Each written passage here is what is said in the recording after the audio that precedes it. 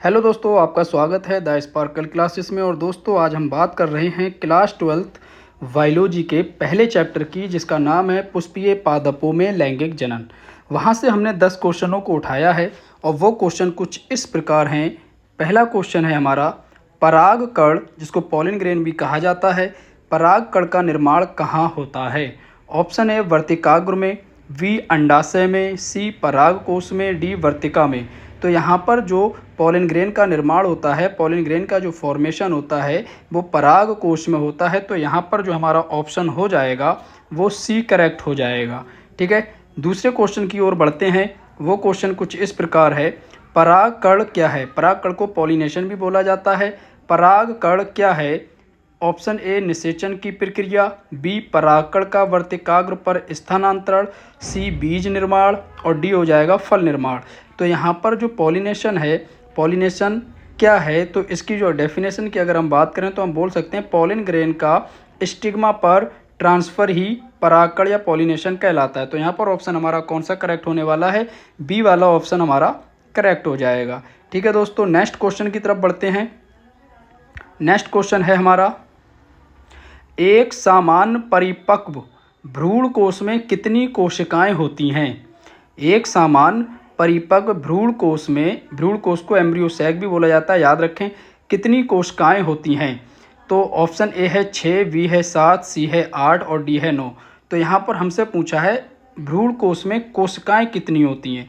तो अगर कोशिकाएं पूछा है तो ऑप्शन हमारा बी हो जाएगा। लेकिन मैं आपको एक क्वेश्चन और बता देता हूँ भ्रूण कोश से ही रिलेटेड।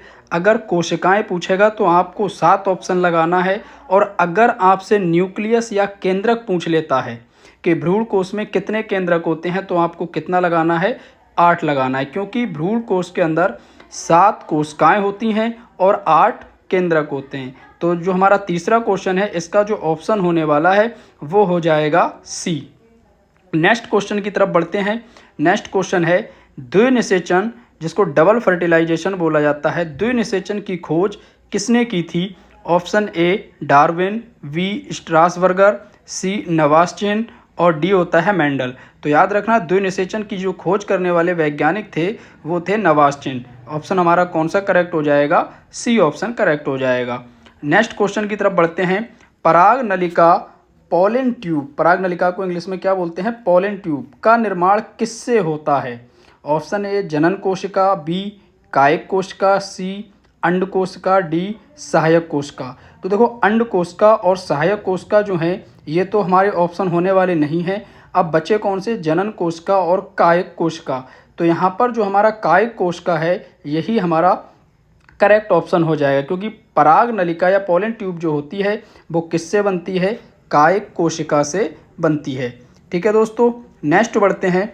स्वयं परागण जिसको सेल्फ पॉलिनेशन बोला जाता है, स्वयं परागण में परागकण किस पुष्प पर पहुंचता है?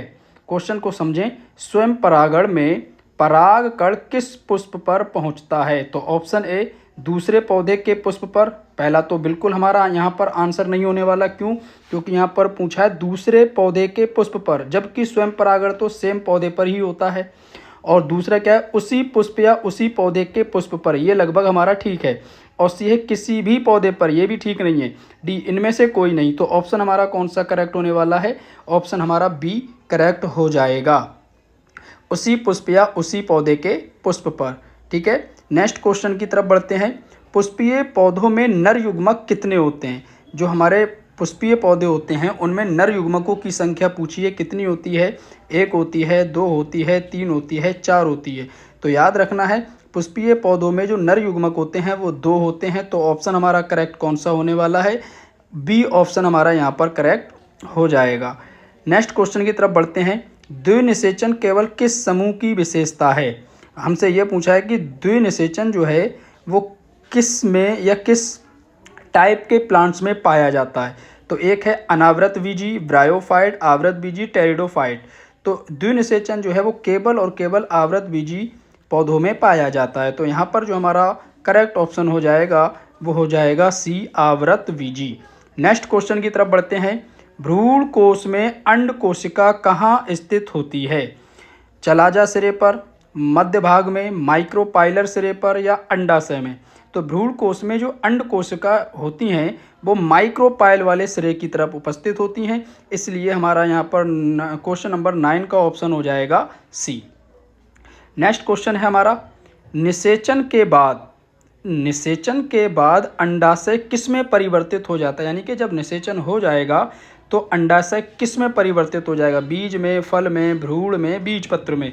तो याद रखना दोस्तों, जो निषेचन के बाद जो अंडाशय होता है वो फल में कन्वर्ट हो जाता है, तो यहाँ पर जो हमारा ऑप्शन हो जाएगा वो फल हो जाएगा। तो दोस्तों कैसा लगा आप लोगों को वीडियो? अगर वीडियो अच्छा लगा हो तो प्लीज़ चैनल को सब्सक्राइब करें, लाइक करें और शेयर करना ना भूलें। मैं आपके लिए ऐसे ही छोटी छोटी ऑब्जेक्टिव क्वेश्चन की वीडियो लाता रहूँगा, जिससे आपको बोर्ड एग्ज़ाम 2027 के लिए आसानी हो जाए। मिलते हैं नेक्स्ट वीडियो में, जब तक के लिए जय हिंद।